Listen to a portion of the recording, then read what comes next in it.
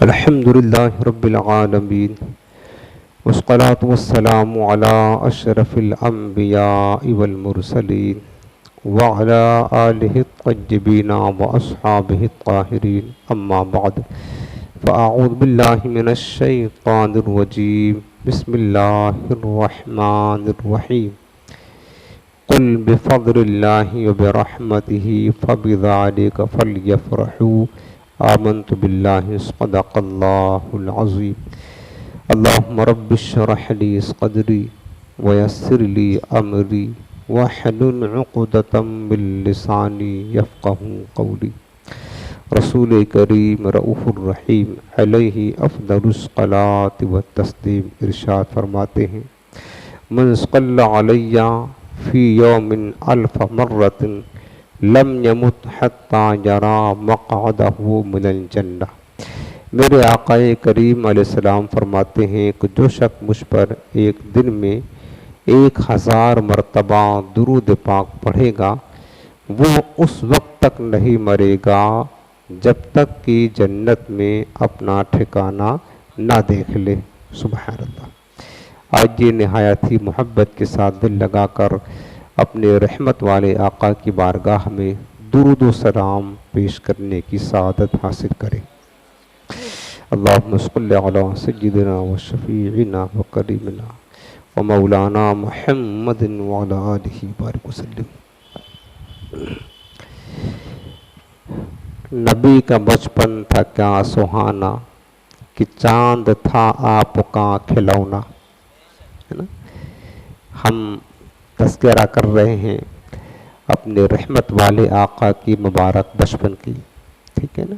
نبی کا بچپن تھا کیا سہانا کہ چاند تھا آپ کا کھلونا، کبھی کھلونے کو توڑتے ہیں کبھی کھلونا ملا رہے ہیں۔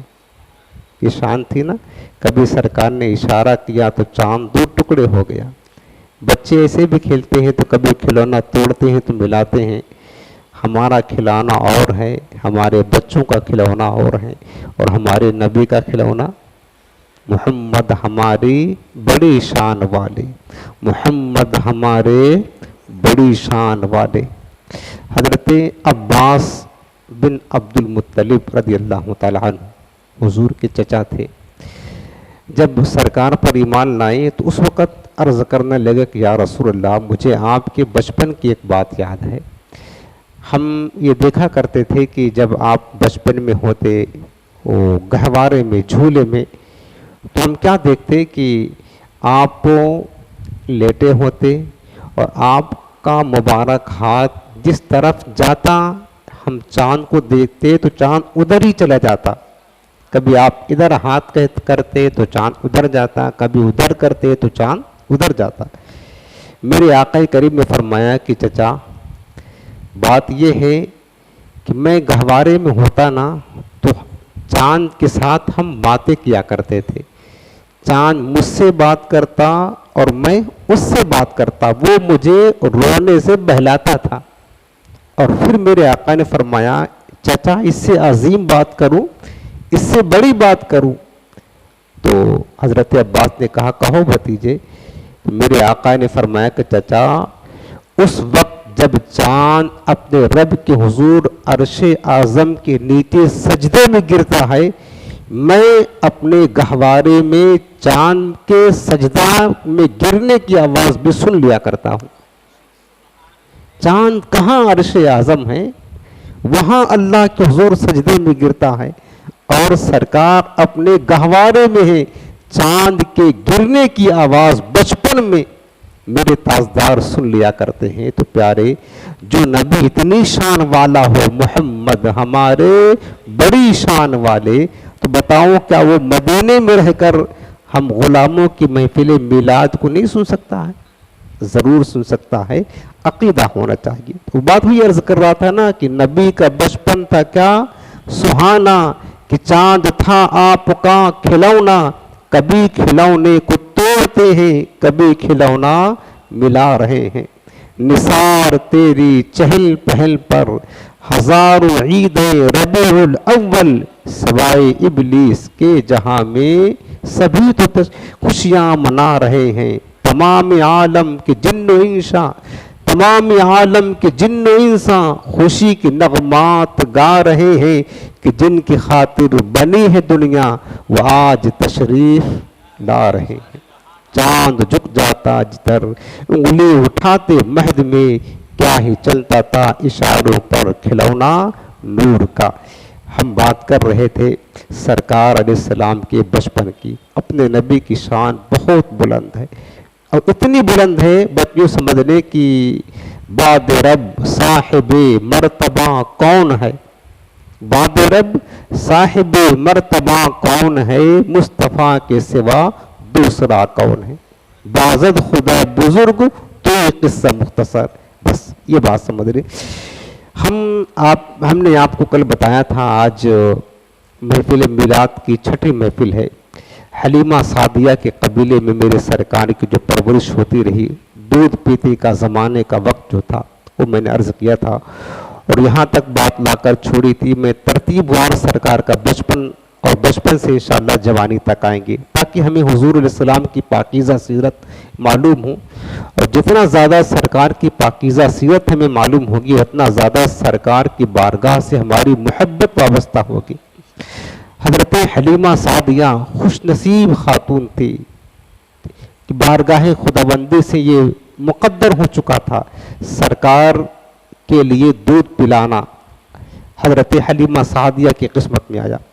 2 سال تک، کل میں نے عرض کیا تھا، حلیمہ سعدیہ نے اپنے قبیلے میں رکھ کر کے سرکار کو اپنا دودھ پلایا۔ اس کے بعد جو کرامات، معجزات، انوار و برکات کا ظہور ہوا بنو سعد کے قبیلے میں، وہ بھی آپ نے سنا۔ معمول کے مطابق جو دستور تھا کہ 2 سال دائیاں دودھ پلاتی، اس کے بعد دے جا کر کے جو بچوں کے والی ہوتے سرپرست ان کے حوالے کر دیتے۔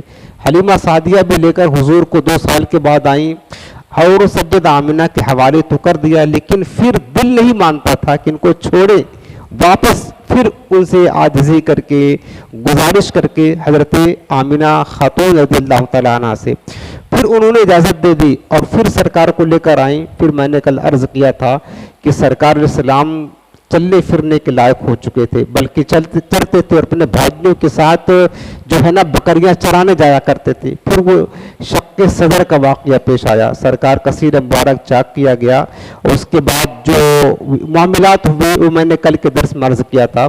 حلیمہ سعدیہ اس واقعہ کے بعد خوف زدہ ہو گئی تھی، اور انہیں اس بات کا اندیشہ تھا کہ ہو سکتا ہے کہ میرے شہزادے محمد کو کوئی اذیت نہ ہو، کوئی تکلیف نہ ہو، لہٰذا شق صدر ہونے کے بعد وہ سینہ جو چاک کیا گیا اللہ کے حکم سے، فرشتوں نے انوار و تجلیات اس میں ڈالا، وہ بھی اللہ کی حکمت سے، اور سرکار کے مبارک پوری زندگی میں یہ 4 مرتبہ ہوا ہے شق صدر کا واقعہ۔ حلیمہ سعدیہ کو اس بات کا اندیشہ ہوا، خوف زدہ ہو گئی کہ کہیں انہیں کچھ تکلیف نہ پہنچے، لہٰذا اب انہیں ان کے والدہ کے پاس چھوڑ آتے ہیں۔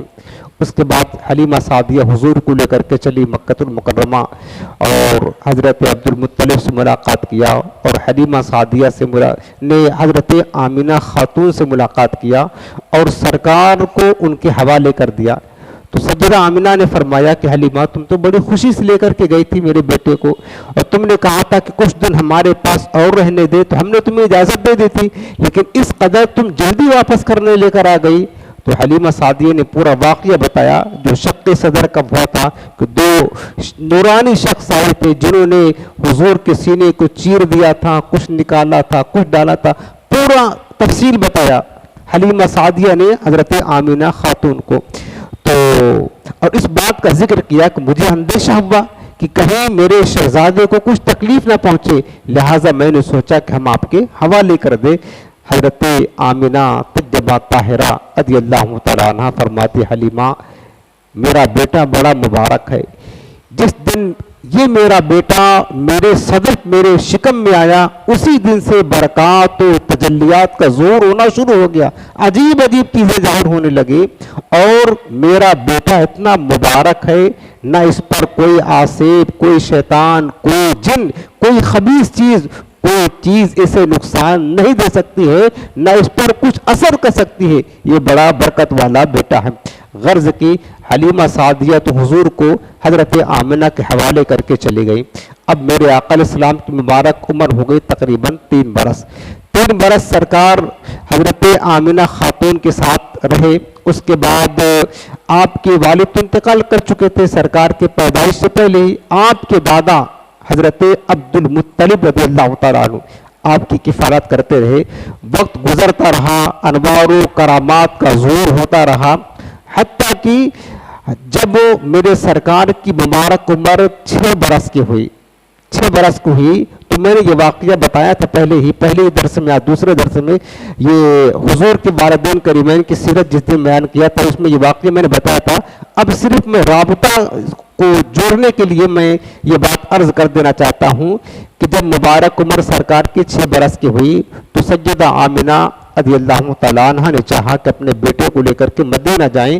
مدینہ منورہ میں حضور کی والد کی قبر تھی، سوچا کہ اپنے شوہر کی قبر کی زیارت کر لے اور اپنے شہزادے کو بھی ان کے والد کی قبر کو دکھا دے، وہاں سے ہو کر آتے ہیں۔ اور آپ کے دادا کا ننیال بھی وہی تھا۔ حضرت آمنہ اور حضور کے والد کی ایک باندی تھی ام ایمن، جو سرکار کی بہت زیادہ خدمت کیا کرتی تھی، اور کیا کہتے ہیں سرکار، یہ تینوں کا قافلہ جانب مدینہ روانہ ہوا۔ مدینہ میں گئے، آپ کے والد کی قبر کی زیارت کیا، اور وہاں چونکہ رشتہ داریاں تھی 1 مہینہ رہے۔ ام ایمن آپ کے ساتھ بھی فرماتی ہیں، ایک دن مدینہ میں ایک یہودی رہتا تھا، اس نے جب میرے شہزادے حضور کو دیکھا تو قریب آیا اور غور سے دیکھنے لگا۔ وہ پڑھا لکھا تھا، پرانی کتابوں کا ماہر تھا، اس نے دیکھ کر پہچان لیا کہ یقیناً یہ اس دور کے آخر نبی ہے، بلکہ اس نے علامات جو اس نے پڑھا تھا وہ علامات دیکھ کر برجستہ کہنے لگا کہ ہاذا نبی جو حاضر امہ، یہ اس امت کے آخری نبی ہیں۔ اس کے بعد اس نے ساری نشانیاں پہچان لیا، اپنی قوم سے جا کر بتایا۔ اب جو لوگ سنتے، یہود کے علماء عوام سب آنے لگے، حضور کو دیکھنے لگے کہ آخری نبی تشریف لائے ہیں، سب حضور کا دیدار کرنے لگے۔ جب کثرت کے ساتھ لوگ آنے لگے تو ام ایمن کہتی ہے مجھے اندیشہ ہوا کہ کہیں میرے سرکار کو تکلیف نہ پہنچے، ان کی طرف سے کچھ اذیت اور نقصان نہ پہنچ جائے، تو انہوں نے سیدہ آمنہ سے کہا کہ اب ہم یہاں سے واپس مکہ المکرمہ چلتے ہیں۔ غرض کی یہ تینوں حضرات جو ہے نا 1 مہینہ مدینہ منورہ میں قیام کرنے کے بعد مکہ کی طرف رجوع کیا۔ مکہ کے راستے میں ایک مقام پڑتا تھا، مقام ابوا، ایک بستی تھی، وہاں پر بہت سارے لوگ آباد تھے، اور مکہ اور مدینہ کے درمیان یہ ایک راستہ تھا، یہ دارالہجرت۔ میرے سرکار بھی جب مکہ سے مدینہ تشریف لے جایا کرتے تو اسی راستے سے ہو کر کے جاتے۔ تو اس دور میں قافلے جو مکہ سے مدینہ یا مدینہ سے مکہ جاتے تو وہاں پر کچھ دیر قیام کرتے تھے، کچھ آرام کرنے کے لیے۔ اور میرے سرکار کی والدہ جو تھی سیدہ آمنہ کی کچھ رشتہ داریاں بھی تھیں، تو جب مقام ابوا پر پہنچے، سیدہ آمنہ پہنچی، ام ایمن و سرکار، تو حضرت آمنہ بیمار ہو گئی۔ تو سوچا کہ کچھ دن یہاں قیام کر لے، حالت ذرا سمجھ جائے آگے سفر جاری رکھتے ہیں، لیکن حالت سنبھلی نہیں، مرض اور شدید ہو گیا، حتیٰ کہ سیدہ آمنہ طیبہ طاہرہ رضی اللہ تعالی عنہا کے وصال کا وقت قریب آ گیا۔ اب میرے سرکار اپنی ماں کے سرانے بیٹھے، والد پیدائش سے پہلے فوت ہو گئے، سرکار کی مبارک عمر 6 برس کی ہے۔ اب سیدہ آمنہ بستر مرگ پر ہیں، میرے آقا اپنی ماں کے قریب بیٹھ کر سرکار اپنی ماں کے مبارک سر کو دبا رہے تھے اور آنکھوں میں آنسو تھے۔ سیدہ آمنہ طیبہ طاہرہ بھی رو رہی تھی اور کچھ نصیحتیں کی۔ حضرت آمنہ نے اپنے بیٹے کو کہنے لگی، بیٹا کل حج مجد، ہر زندہ کو مرنا ہے، وکل جدید بال، ہر چیز جو نئی ہے پرانی ہونی ہے۔ بیٹا ہر وہ جو بڑا ہے اسے فنا ہونا ہے، ہر انسان کو موت آنی ہے۔ وَأَنَا مَجْدَةٌ، اور میری موت کا وقت قریب آ گیا ہے، وَذِكْرِ باق، لیکن میرا ذکر باقی رہے گا۔ وَوَلَدْتَكَ طُهْرًا، اس لیے کہ میں تجھ جیسا بیٹا چھوڑ کر کے جا رہی ہوں۔ بیٹا کچھ نصیحتیں کی، کچھ وصیتیں کی۔ اس کے بعد سیدہ آمنہ خاتون کی آنکھیں بند ہو گئی، میرے کریم آقا علیہ السلام کی مبارک آنکھوں میں آنسو تھے. 6 برس کی عمر ہے. باپ کا سایہ سر سے اٹھ گیا ہے. ماں تھی, ماں کا سایہ بھی سر سے اٹھ گیا. اب ام ایمن جو میرے حضور کی والد کی کنیز تھی, انہوں نے بہت سہارا دیا. میرے سرکار نے اپنی نم آنکھوں سے اپنی ماں کو اپنے قبر میں ان کے دفن کیا, مٹی دی. اس کے بعد ام ایمن حضور کو لے کر کے حضرت عبد المطلب کے حوالے کر دیتی ہیں, سرکار کے جو دادا تھے. حضرت عبد المطلب رضی اللہ تعالیٰ عنہ میرے آقا علیہ السلام سے بے پناہ محبت کرتے تھے. خلوت ہو, جلوت ہو, کہیں جانا آنا ہو, ہر وقت اپنے ساتھ حضور علیہ السلام کو رکھا کرتے تھے. جب تک کہ حضور کو کھانا نہیں کھلا دیتے تھے. عبد المطلب خود کھانا نہیں کھاتے تھے. اب حضور کی عمر تھی 6 سال کی تھی, 7 سال کی ہو گئی. اسی طرح معاملات چلتا رہا اور حضرت عبد المطلب بہت زیادہ اپنے پیارے پوتے میرے سرکار کی خدمت کرتے, بہت زیادہ محبت کرتے. یہاں تک کہ حضرت عبد المطلب کے 12 بیٹے ہوئے تھے. ان 12 بیٹوں نے خانے کعبہ کے قریب چونکہ سردار تھے مکہ المکرمہ کے, ایک نشست گاہ یعنی حضرت عبد المطلب کے لیے بیٹھنے کی جگہ بنا دیا تھا. ایک سردار کی حیثیت سے اس جگہ پر کوئی نہیں بیٹھتا تھا, لیکن میرے آقا علیہ السلام کھیلتے ہوئے جاتے تو اپنے دادا کی کرسی پر بیٹھ جاتے, ان کی نشست جگہ پر بیٹھ جاتے. لوگ ہٹانا چاہتے تو عبد المطلب کہتے اس میرے پوتے کو مت ہٹاؤ, تمہیں پتہ نہیں ہے اس کی شان بڑی عظیم ہے, ان قریب یہ دنیا کا بادشاہ اور سردار بنے گا اور تم دیکھو گے سارا عرب اس کی اطاعت کرے گا, اسے مت ہٹاؤ, جہاں چاہے بیٹھنے دو.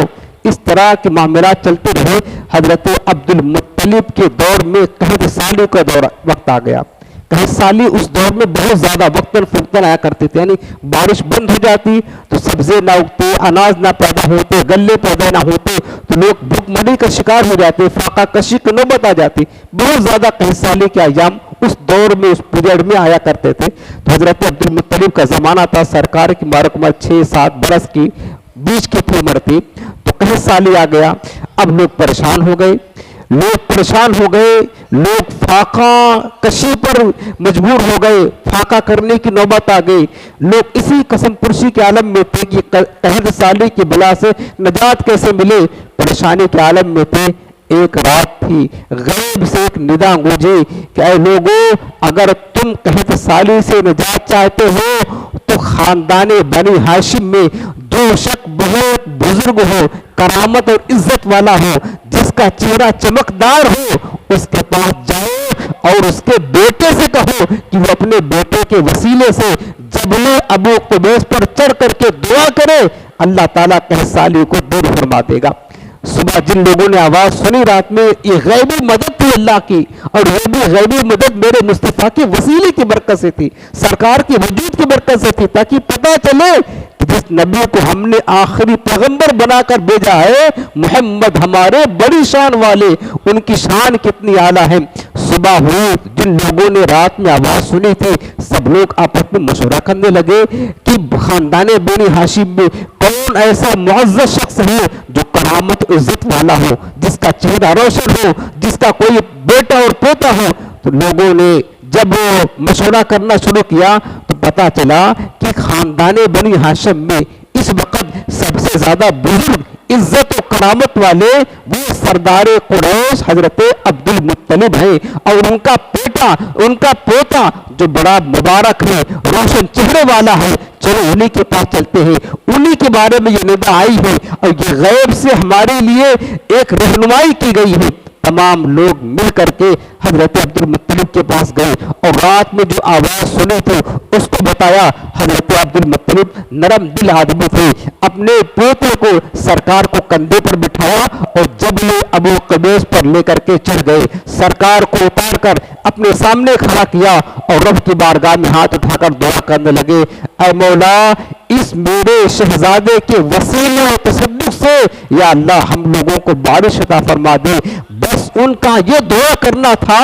بادل بالکل صاف تھا, चिलचिलाती धूप निकली थी, लेकिन हुजूर का वसीला देकर अब्दुल मुत्तलिब का दुआ करना क्या था कि चारों तरफ से गंगोर घटाए बादल उमड़ आए और झमाझम बरसने लगा और जोरदार बारिश हुई कि नाले बहने लगे और मक्का की गलियों में पानी भर गया, लोग सैराब हो गए, कहे साली दूर हो गई। ये मेरे आका इस्लाम की वजूद मसूद की बरकत थी।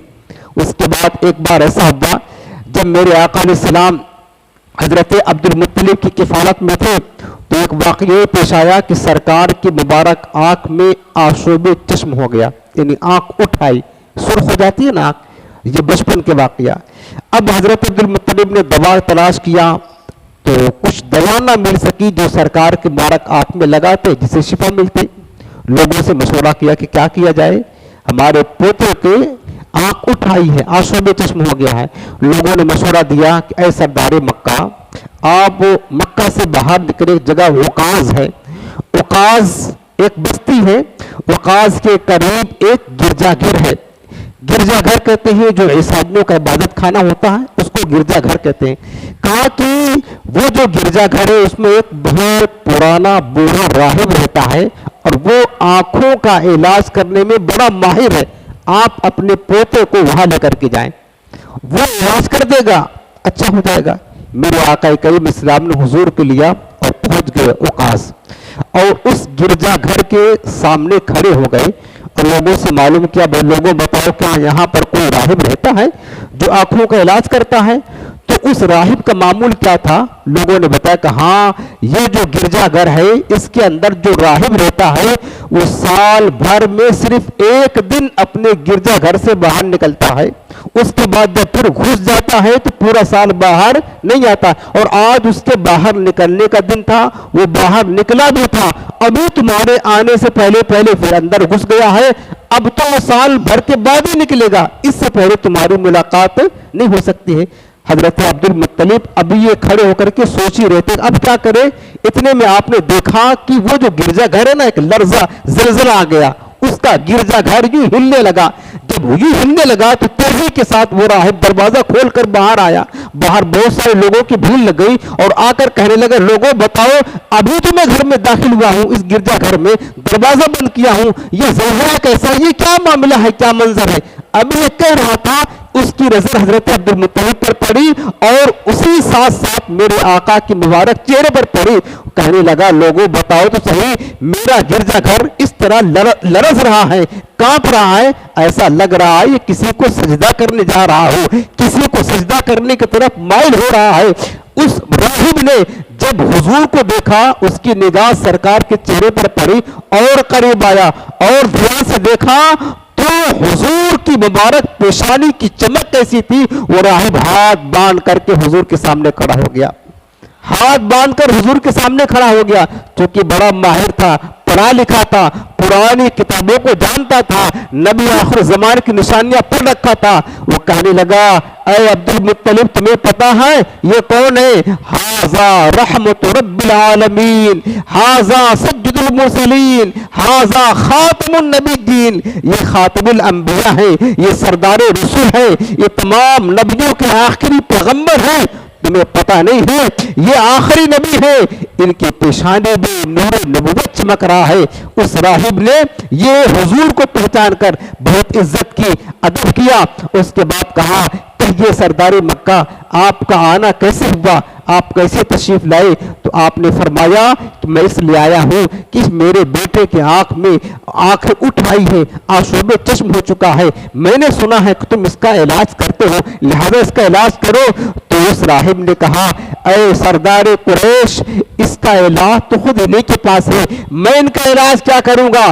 तुम देखोगे एक वक्त वो आएगा जब ये कायनात के सरदार बनेंगे, बेशुमार बीमार लोग, मरीज लोग, परेशान हाल लोग इनके पास आएंगे और इनके हाथों में मरीजों के लिए शिफा होगी। और जो दूसरों को शिफा बांटने वाला होगा उसको कौन शिफा देगा? इनके आंख की शिफा खुद इन्हीं के पास है। पूछा, वो क्या है? कहने लगा, इनके जो लुआबी दहन है ना, ये लुआबी दहन निकाल करके इनके आंखों में लगा दो, फौरन शिफा हो जाएगी। हजरत अब्दुल मुत्तलिब ने हुजूर का मुबारक लुआबी दहन निकाल करके आंखों में लगाया, अल्लाह ने ऐसी शिफा दी, ایسا لگتا تھا کبھی آنکھ میں کوئی تکلیف ہوئی نہ تھی. یہ کرامات کا ظہور ہو رہا ہے کب؟ جب سرکار کی مبارک عمر 6 برس کی ہے، 7 برس کی ہے. وقت گزرتا رہا حتیٰ کہ حضور کی زندگی کا 8واں سال شروع ہو گیا. سرکار جب 8 برس کے ہوئے نا، آپ کے دادا حضرت عبد المطلب وصال فرما گئے. اب دیکھیں کس طریقے سے باپ پہلے ہی وفات پا چکے تھے، ماں 6 برس کی عمر میں. اس کے بعد عبد المطلب 8 برس کی عمر سرکار کی تھی، بچپنے کا زمانہ تھا، وصال فرما گئے. حضرت عبد المطلب اپنے وصال سے پہلے ہی آپ کے 12 بیٹے تھے حضرت عبد المطلب کے، لیکن آپ نے حضور علیہ السلام کو جس بیٹے کی کفالت میں دیا ان کا نام ابو طالب تھا. ابو طالب میرے حضور سے بڑی محبت کرتے تھے، بہت چاہتے تھے. اور ابو طالب کو میرے سرکار کے حوالے میں نے حضرت عبد المطلب نے حضور کو ابو طالب کے حوالے کیا. اور حضور بھی یہی چاہتے تھے کہ میں جس کی پرورش میں رہوں، جس کی کفالت میں رہوں، وہ ابو طالب ہو. چونکہ ابو طالب اور حضرت عبداللہ جو حضور کے والد تھے، یہ دونوں سگے بھائی سے، ایک ماں ایک باپ دونوں کے تھے، اور ان دونوں کے درمیان محبت بہت زیادہ تھی. لہٰذا ابو طالب بھی حضور سے بہت محبت کرتے تھے، اور میرے سرکار بھی اپنے چچا ابو طالب کو بہت پیار کیا کرتے تھے. اور حضور چاہتے تھے ابو طالب کے ساتھ رہے، ابو طالب بھی چاہتے تھے کہ میں اپنے بھتیجے محمد کو اپنی کفالت ملوں، پرورش ملوں. حضرت عبد المطلب نے اپنے شہزادے حضور کو ابو طالب کی پرورش میں چھوڑ کر کے وصال فرما گئے. میرے آقا کریم اسلام کی آنکھوں میں آنسو تھے، غم کا ایک پہاڑ تھا. سرکار نے اپنے دادا کو حضرت عبد المطلب کو دفن کیا. میرے آقا غمگین تھے، لیکن ابو طالب نے حضور کو سہارا دیا، تسلی دیا، اور پھر ابو طالب حضور السلام کی پرورش کرتے رہے. ایک واقعہ ابو طالب کے دور میں بھی آیا، کہیں سالی پڑ گئی. پھر حضور کی مبارک عمر 8 برس کی تھی، کہیں سالی پڑ گئی. اب جب کہیں سالی پڑ گئی پھر لوگ پریشان ہو گئے. اب کیا کریں، کدھر جائیں، بارش کیسے ہوگی، فاقہ کشی کی نوبت آ گئی ہے. لوگوں نے مشورہ کیا کیا کیا جائے.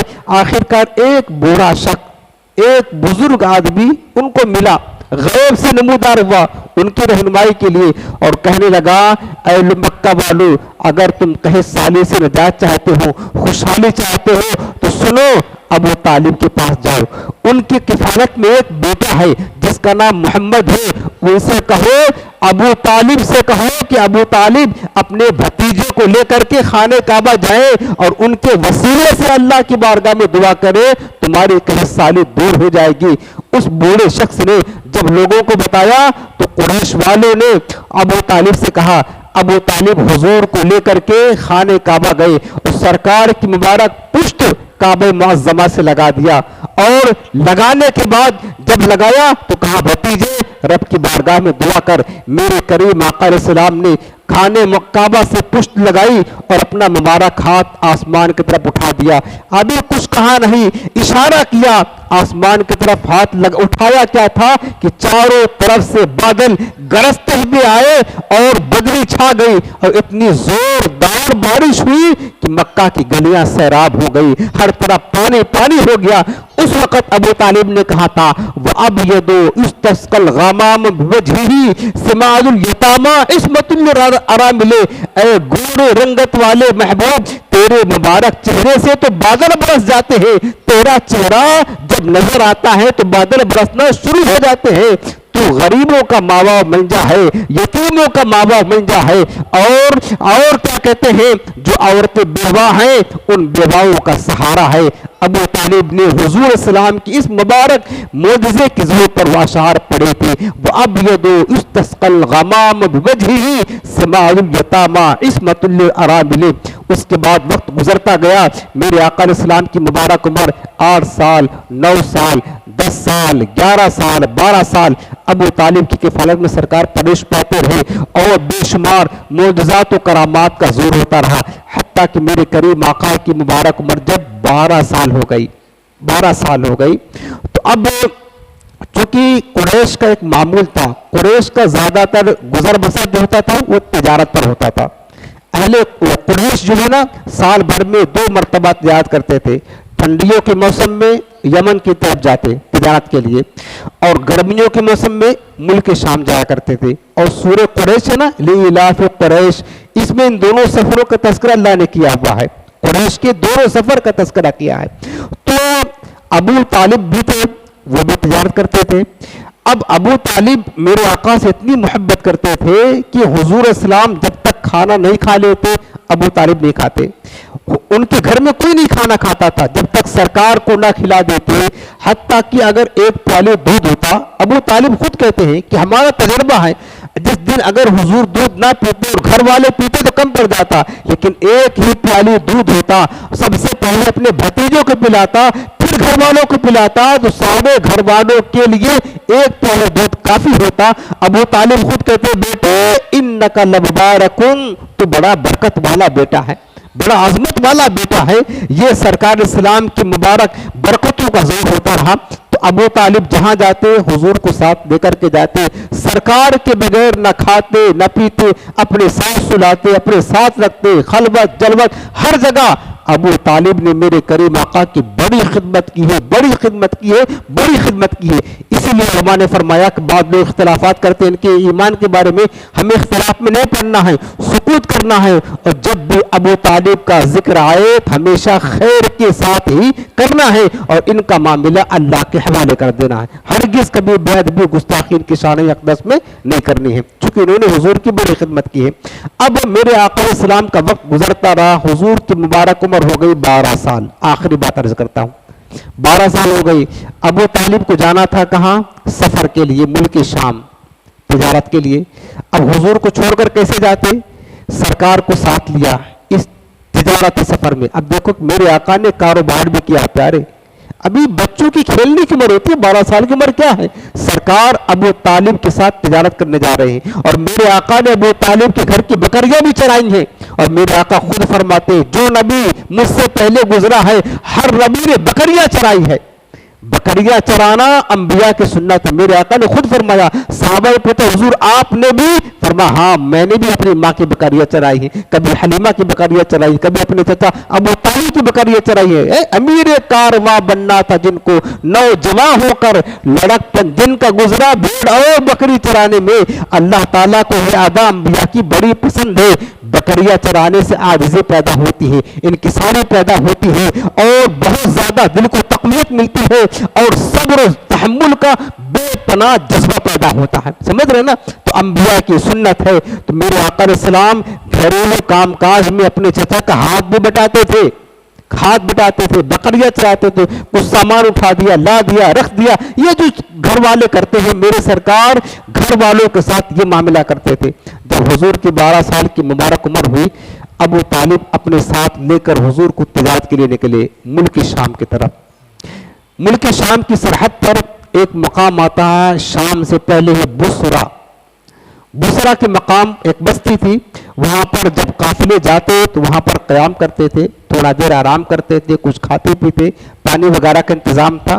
وہیں پر ایک راہب کا گرجا گھر تھا، عبادت خانہ تھا، جو بحیرہ نام جرجیس تھا، بحیرہ راہب کے نام سے مشہور تھا۔ وہ راہب کا نام کیا تھا؟ بحیرہ تھا، بہت بڑا عالم تھا، پرانے کتابوں کا ماہر تھا، بڑا متقی تھا، بڑا پرہیزگار تھا۔ اس نے آخری نبی کی نشانیاں پڑھ رکھا تھا، اور اس نے یہ بھی پڑھ رکھا تھا کہ ایک دن وہ آئے گا جب اس راستے سے خاتم الانبیاء گزریں گے، یہاں پر قیام کریں گے، اس درخت کے نیچے بیٹھیں گے، وہ سب پڑھ رکھا تھا۔ جب بھی قافلہ کوئی عرب سے آتا اور وہاں قیام کرتا، یہ بحیرہ راہب اپنے گرجا گھر سے نکلتا، پورے قافلے میں ڈھونڈتا، تلاش کرتا، کہیں خاتم النبیین آ تو نہیں گئے، لیکن نہ پاتا، مایوس ہو کر کے چلا جاتا، ہر بار ایسا کرتا۔ اب اس بار جب ابو طالب حضور کو لے کر کے ملک شام کی طرف گئے اور بصرہ میں قیام کیا، ایک درخت کے نیچے رکے، اس کے بعد میں کیا کہتے رکے، اب یہ راہب اپنے گرجا گھر سے باہر نکلا اور پھر تلاش کرتے کرتے جب قافلہ کے پاس گیا، سب کو دیکھا، سب کے چہرے کو دیکھا، جب حضور کے چہرے پر نظر پڑی، جب سرکار کے چہرے پر نظر پڑی تو اس کی نظر حضور کے چہرے پر رک گئی۔ اب اس کو پرانی بات یاد آنے لگی جو اس نے نشانیاں آخری نبی کی پڑھی تھی اپنی پرانی کتابوں میں، سب یاد آنے لگی، تو قریب گیا اور حضور کا مبارک ہاتھ پکڑ کر بحیرہ راہب کہنے لگا، اے قافلہ والو سنو، تمہیں پتہ نہیں ہے، ھذا خاتم النبیین، یہ خاتمُل انبیاء ہیں. ھذا سید المرسلین، یہ رسولوں کے سردار ہیں. ھذا رحمت رب العالمین، یہ رب العالمین کی رحمت ہے. لوگوں ھذا نبی آخر ھذی الامہ، یہ جن کے ساتھ تم آئے ہو ایک اس امت کے آخری نبی ہے. لوگوں نے کہا ابو ہریرہ ہے تجھے کیسے پتا ہے؟ تجھے کیسے پتا؟ تو اتنی وثوق کے ساتھ کہہ رہا کہ آخری نبی ہے، پیغمبر ہے، خاتم الانبیاء ہے. تو ابو ہریرہ نے کہا قافلہ والو تم نے دیکھا نہیں؟ جب یہ آ رہے تھے ہم نے دیکھا، جس گھاٹی سے گزرتے، جس وادی سے گزر رہے تھے، پہاڑوں سے گزر رہے تھے، ہر شجر، ہر حجر، ہر درخت، ہر پتھر، ہر پہاڑ ان کی بارگاہ میں جھک جھک کر سلام کر رہا تھا. درخت ان کی طرف جھک کر سجدے کر رہا تھا. یہی تو آخری نبی کی نشانی ہے. تم نے نہیں دیکھا، ہم نے دیکھا ہے. یہ جب کسی راستے سے گزرتے تھے نا تو جو شجر و درخت ہوتے، حجر ہوتے، شجر ہوتے، سب جھک جھک کر ان کو سلام کر رہے تھے، ان کو سجدہ کر رہے تھے. اور یاد رکھنا یہ شجر و حجر نبی کے سوا کسی کو سجدہ نہیں کرتے. اور تم نے دیکھا نہیں ہے جب کیا کہتی ہے دھوپ ہوتی ہے، دھوپ ہوتی ہے اور چلچلاتی دھوپ ہوتی ہے، جب وہ دھوپ میں چلتے ہیں تو بادل کا ٹکڑا آ کر ان کے سر پر سایہ فگر ہو جاتا ہے. یہی تو آخری نبی کی علامت اور نشانی ہے. ہم نے ان نشانیوں سے پہچانا ہے. اور جو ان کی پیشانی میں نور چمک رہا ہے یہ نور صرف آخری نبی کا نور ہو سکتا ہے، دوسرا کسی کا نور نہیں ہو سکتا ہے. اس راہب نے یہ بات بتائی. اس کے بعد اس راہب نے تمام قافلہ والوں کی دعوت کی حضور کی برکت سے کہ ابو طالب سردار تھے. کہا کہ ابو طالب سب کو لے کر آ رہا، ہماری طرف سے آپ سب کی دعوت ہے. بڑا خوش ہو گیا. اس کے بعد جب دعوت کا دن آیا اس راہب نے ایک درخت کے سائے میں دسترخوان لگا دیا کہ عرب سے لوگ آئے ہیں دعوت کھائیں گے. اور آج تو اس کی قسمت کا ستارہ ہوش پر تھا. برسوں سے جس نبی یہ منتظر کا انتظار کر رہا تھا آج وہ نبی تو نگاہوں کے سامنے ہے. اچھا دعوت کا وقت آیا. تمام قافلے والے دعوت میں آئے لیکن حضور السلام کو دعوت میں نہیں لائے. جن کی خاطر دولہا نہیں آیا سارے باراتی آ گئے. دولہا نہیں آیا، باراتی پہنچ گئے. اب باراتی پہنچ گئے تو نکاح کس سے کرنا ہے؟ دولہا کے لیے تو ساری کائنات سجی ہے.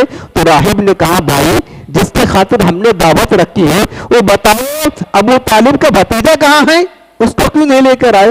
تو انہوں نے عاجزی کی آپ ایسا کریں اس کو بھی لے کر آئے. انہیں کی خاطر تم نے اہتمام کیا ہے. غرض کی جس درخت کے نیچے دسترخوان لگایا تھا سب لوگ پہلے سے آ کر بیٹھ گئے. اب سائے میں کوئی جگہ بچی نہ تھی. تو گیا حضور تنہا تھے، ان کو بلا کر لے آیا. اب دھوپ تھی، جیسے ہی میرے آقا دھوپ میں بیٹھے یہ جو درخت کا سایہ ان لوگوں پہ پڑ رہا تھا، آقا دھوپ میں بیٹھے درخت کا سایہ سمٹ کر کے سرکار کے اوپر آ گیا. اب سب لوگ دھوپ میں آ گئے. تاجدار کائنات کی شان ہے نا، آئی نئی حکومت سکہ نیا چلے گا. اب تو ہر چیز بدل جائے گی، سکہ ہی نیا چل رہا ہے نا. اب اس کے بعد کیا ہوا؟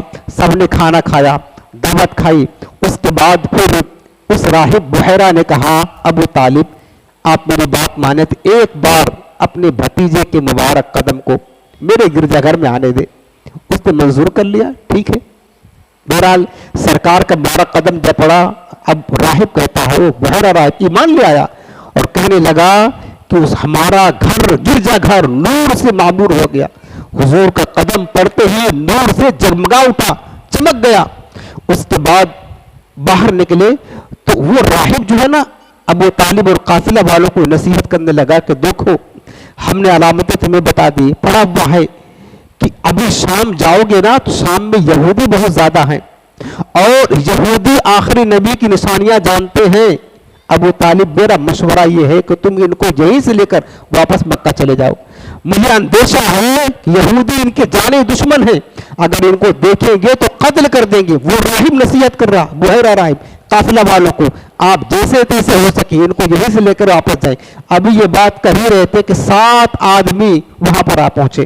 7 آدمی آ پہنچے اور وہ بحیرہ راہب سے کہنے لگے کہ بتاؤ ہم نے سنا ہے کہ اسی سال اسی مہینے میں آخری نبی یہاں سے گزرنے والے، اسی سال اسی مہینے میں آخری نبی آئے ہیں گزرنے والے ہیں. اور ملک شام سے یہودیوں کی ایک جماعت ہے جو ہر راستے پر تعینات کر دی گئی ہے، جیسے ہی وہ نبی آئے ان کو فوراً قتل کر دینا. اتنے خطرناک دشمن تھے، پہلے سے پلان بنایا تھا اور ہم اسی مقصد کے تحت آئے ہوئے ہیں. وہ راہب ان ساتوں کو لے کر ایک کنارے ہوا اور سنجیدگی ساتھ کہنے لگا اے آنے والوں تم آخری نبی کو قتل کرنا چاہتے ہو، ذرا ایک بات کا جواب دو، اللہ تعالیٰ اگر کسی کام کا ارادہ رکھتا ہے کہ یہ کام ہو جائے تو کیا کوئی روک سکتا ہے اس کو؟ تو اس نے کہا نہیں، کہا بس جو رب چاہتا ہے، یریدون ان یطفئوا نور اللہ بافواہہم واللہ متم نورہ ولو کرہ الکافرون، اللہ فرماتا ہے لوگ تو چاہتے ہیں کہ اللہ کے نور کو اپنے منہ سے بجھا دیں، لیکن اللہ اپنے نور کو بڑھانا چاہتا ہے، بلند کرنا چاہتا ہے، فانوس بن کے جس کے حفاظت ہوا کرے، یار وہ شمع کیا بجھے جسے روشن خدا کرے۔ اس راہب نے سمجھایا کہ ان کے بیعت کر لو، اطاعت کر لو، مان لو ان کی بات، اس نور خدا کو کوئی بجھا نہیں سکتا ہے، نور خدا کو کوئی مٹا نہیں سکتا ہے، یہ بھڑک کر رہے گا، جل کر رہے گا اور ساری کائنات کو اپنے نور سے منور روشن کر کے رہے گا۔ تم لاکھ کوشش کر لو، یہودیوں نے لاکھ تدبیریں کی، اور میں نے پچھلے درسوں میں بتایا آپ کے والد کو قتل کرنے کی کوشش کی لیکن سب ناکام رہے، نامراد رہے۔ اللہ تعالیٰ اپنے محبوب کا حامی و ناصر ہے۔ بہرحال وہ ساتوں تو مان گئے۔ اس کے بعد آخر میں کیا ہوا، ایک روایت میں یہ بھی لکھا ہے کہ دعوت کھانے کے بعد وہ راہب کتاب لے کر آیا، پرانی کتاب، حضور کے سامنے کھڑا ہو گیا، کبھی سرکار کا چہرہ دیکھتا ہے، کبھی کتاب دیکھتا، کبھی چہرہ دیکھتا، حضور کا جسم دیکھتا، کبھی کتاب دیکھتا، اور دیکھنے کے بعد سب ملا لیا اور کہنے لگا واللہ باللہ تاللہ، خدا کی قسم یہی نبی آخر الزمان ہے، یہی نبی آخر الزمان ہے۔ اس کے بعد ٹیسٹ کرنے کے لیے، امتحان لینے کے لیے حضور سے پوچھنے لگا وہ راہب بہرا، کہنے لگا اے محمد تمہیں لات و عزا کی قسم، لات و عزا کون ہے؟ یہ کافروں کے بت کا نام ہے، کفار و مشرکین جیسے ہم اللہ کی قسم کھاتے ہیں، مشرکین جو ہے نا لات و عزا کی قسم کھاتے تھے، وہ راہب ٹیسٹ کرنے کے لیے کہنے لگا محمد تمہیں لات و عزا کی قسم جو میں پوچھوں گا سچ سے بتاؤ گے؟ جیسے ہی لات و عزا کا نام سنا نا میرے آقا جلال میں ہو گئے، کہنے لگے راہب زبان خاموش، یہ لات و عزا میں اسے سخت نفرت کرتا ہوں، میں نے نہیں مانتا، یہ تو جھوٹے ہیں، یہ جھوٹوں کی معبود ہے، ہم انہیں نہیں مانتے، سچی بات کر۔ جب دیکھا راہب نے کہ حضور ناراض ہو رہے، کہنے لگا اے آخری نبی میں تو صرف آپ کا ٹیسٹ کر رہا تھا، امتحان کر رہا تھا، جو نبی ہوگا وہ لات و عزا سے نفرت کرتا ہوگا۔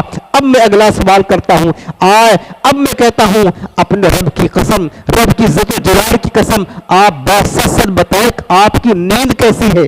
راہب پوچھنے لگا آپ کی نیند کیسی ہے؟ میرے آقا نے فرمایا ہاں جب تم میرے رب کا نام لے کر قسم دیتے ہو میں تمہیں بتاتا ہوں ینام عینی ولا ینام قلبی، اے بحیرہ راہب اب میری آنکھ سوتی ہے دل لیکن جاگتا رہتا ہے، آنکھ سوتی ہے دل سوئے ہے بظاہر، دل ان کا جاگ رہا ہے، آنکھ سوتی ہے دل جاگتا رہتا ہے، یہ پیغمبر کی شان ہے۔ راہب کہنے لگا یقیناً نبی کی شان یہ ہوا کرتی ہے کہ آنکھ سوتی ہے اور دل بیدار رہتا ہے، نبی کی شان یہی ہوا کرتی ہے۔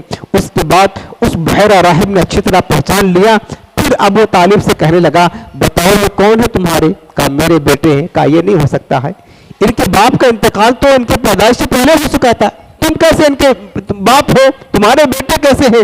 ابو طالب نے کہا در حقیقت یہ میرے بھتیجے ہیں۔ کہا ہم نے پرانی کتابوں میں یہ پڑھا تھا جو آخری نبی ہوگا اس کے باپ کا انتقال اس کے پیدائش سے پہلے ہو چکا ہوگا، اس کے پیدائش سے پہلے ہو چکا ہوگا۔ بحیرہ راہب نے پھر آخر میں ابو طالب سے اور قافلہ والوں کو نصیحت کی اے ابو طالب آپ میری بات مانیں، آخری نبی برحق ہے، آپ ان کو لے کر یہیں سے واپس جائیں، آگے مت جائے، شام میں بہت یہودی ہے، بہت دشمن ہے، اندیشہ ہے کہ ان کو اذیت نہ دے۔ ابو طالب نے سب اس کی بات مانی اور اس کے بعد انہوں نے اپنا سامان جیسے تیسے بیچا اور وہیں سے لے کر حضور کو واپس مکہ المکرمہ تشریف لائے۔ پھر میرے آقا علیہ السلام کی 12 سال کی عمر تھی، اس کے بعد آگے کی زندگی کے حالات کیا پیش آتے ہیں اور سرکار کس طرح کرامات، معجزات، انوار و تجلیات کا ظہور ہوتا ہے، یہ انشاءاللہ میں تفصیل کے ساتھ آج وقت بھی پورا ہو گیا، آج کا درس یہیں پر ختم کرتے ہیں اور انشاءاللہ کل آئندہ اس کے بعد کے جو واقعات ہیں میرے آقا کریم کی مکی زندگی کی اور حضور کی مبارک جو جوانی کے ایام شروع ہوتے ہیں تو سرکار کی مبارک سیرت تجربہ کیا آتی ہے انشاءاللہ بہت معلومات ہے، آپ تشریف لائیے گا، اللہ نے چاہت کا حل کل ہم انشاءاللہ عرض کریں گے۔ بس اللہ تعالی ہم سب کو حضور کی پاکیزہ سیرت